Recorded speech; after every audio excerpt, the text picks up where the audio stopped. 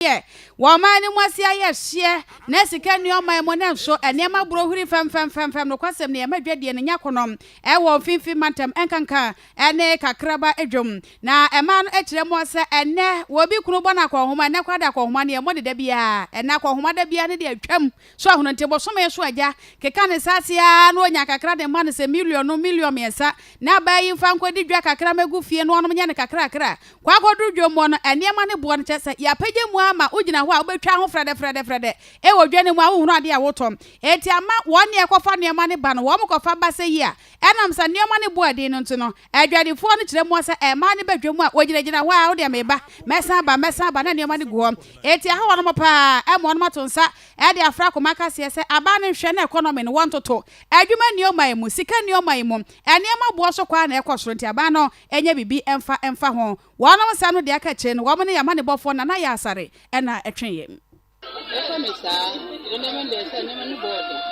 oto ne manu so ne ya na oto ne ro ko ne atu oso ba oso betu oso ba na utuma na mo se ne bode eti be bia ko fa no aso mo so mo tusu eso ko fa na ya go foma na so ati ma ton fom sa ne manu se de ne manu bode se ne ton se ne faso 20 pesos 50 pesos ana ya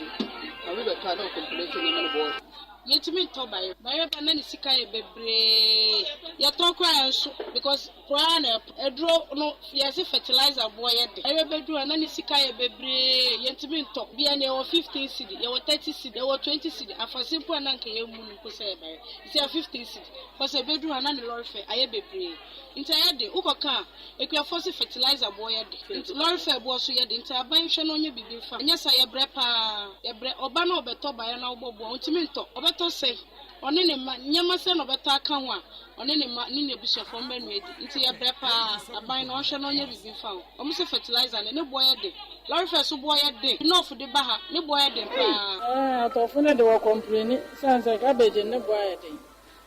ya kokrom ne ya ko fa ne ma boto no you are 15 million 14 13 last kra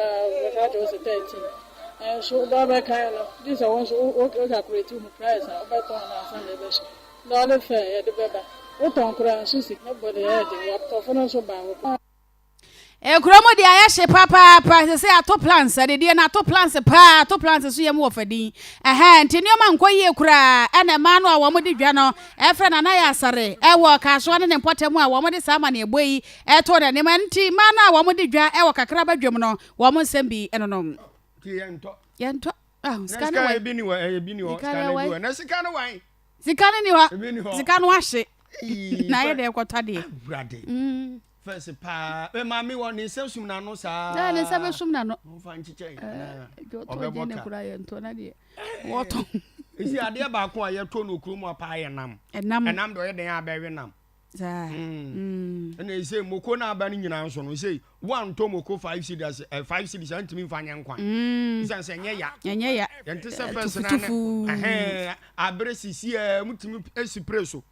na moko na abre ntem force na abre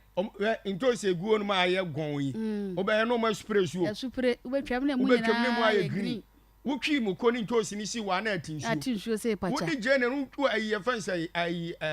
garden as conference yadwa you see wotwi si wa na ayi say concrete barrier say pase yade enko a any first na no an say bianka yade ayi mesoa ene amokohwam yi so ata say moko brade tenten no ntiantia no ne ya no eno ne mekodwane ni twia brade ye bi say first ni si awe mesoa na yetimi twitwa mesoa no gu eho say ne yatwitwa je na aka ho ye ko fom ahomache no ne yedidi ntodoko no afi na obetwia akwa ama obeti ayo ya senior yam so ne gu bayire we egu ba ku ye be 30 Ghana 20 de no me nko ametumi adi ahwekora memme enso for ye be di dwa e we de se dwan mu ne ye free benti ye mfa we ntato ye ba ama